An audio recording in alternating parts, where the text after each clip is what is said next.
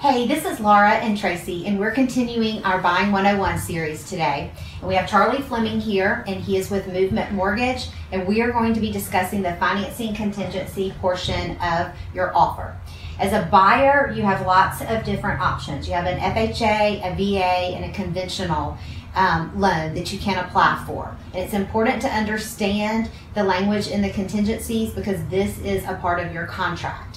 So Tracy, start us off today with discussing. Okay, so Charlie, I am a buyer and I have found the perfect place that I'm just dying to have. So I come into your office, walk me through getting ready and getting pre-approved and ready to buy. Yeah, absolutely. So first thing that we want to do is we want to start a financial roadmap, so to speak. And so the way we do that is we suggest starting with our online application, which you can apply online, over the phone, in person. But with this year especially, it's been 100% online. And so what that does is that kind of builds a financial landscape, so to speak, to make sure that we suggest all their options and kind of have the hopes and dreams of what do you want your monthly payment to be, what are your financial goals down the future.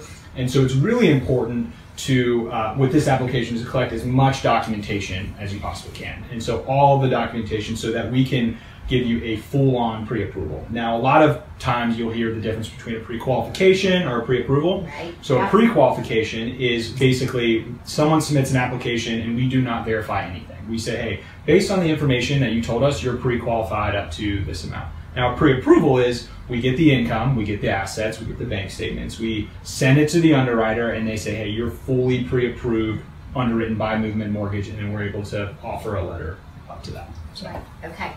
So today we're going to focus on the conventional loan exhibit, which is going to be attached to your offer because that language is important to understand because especially if you want to get your earnest money back, if there is a termination for any reason, you need to make sure that you understand every part of it. So Laura, in the beginning. So this contingency is attached to your offer, and it is the roadmap, staying with that language, for the seller to be able to see exactly what type of financing the buyer is going to be obtaining and if it's realistic. So if they're going to get an 80% loan, what their term is and the interest rate. The middle of this exhibit is where you state anyone and everyone that you think you're going to apply for a loan with, whatever institutions they may be. And that you need to put in, like I said, everybody and anyone, because this is where you will need to obtain your denial letter from if in fact you do not get approved. And that is one way that you can get your earnest money back.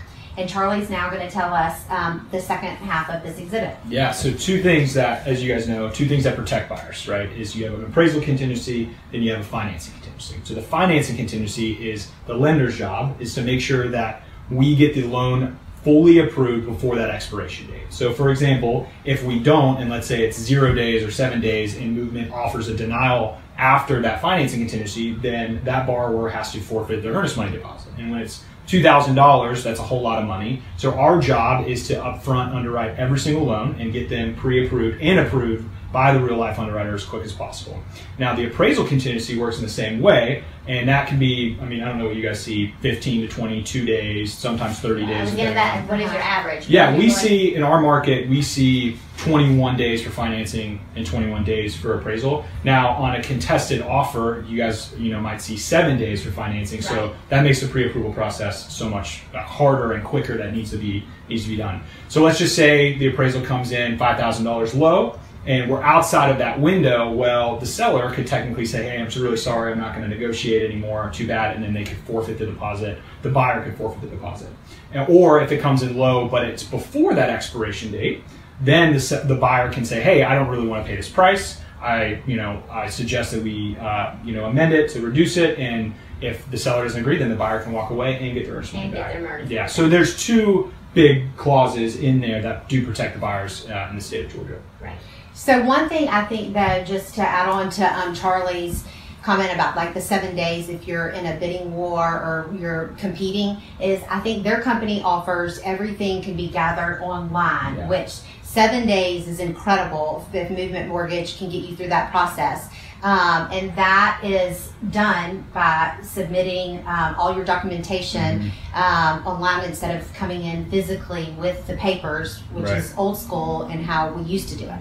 Right. So that's a benefit for Movement Mortgage and Charlie in order to get through the process as quick as possible. Yeah. Good deal. Charlie, thank you so much for your time today and going through the financing options for buyers when they're getting ready to purchase a home. And join us next time for our next video in our Buying 101 series.